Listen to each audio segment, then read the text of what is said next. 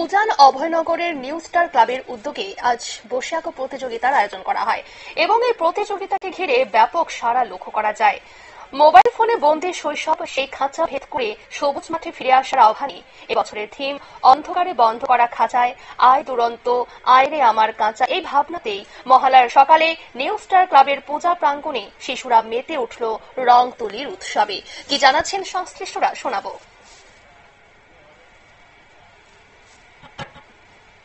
অন্ধকারের বন্ধ করা খাঁচায় আয় দুরন্ত আইরে আমার কাঁচা, রবীন্দ্রনাথের উক্তিটার উপরে পদ্ধতি। কারণ আজকে দেখা যাইতেছে বর্তমানে শিশুরা একদম মারা তার কাছে খাওয়ার দেওয়ার লিখে যে কিছু লিখে বাচ্চারা দিতেছে, তার বাচ্চারা মস্তিষ্কের বিকাশের ক্ষেত্রে একটা প্রতিবন্ধকতা সৃষ্টি হতেছে।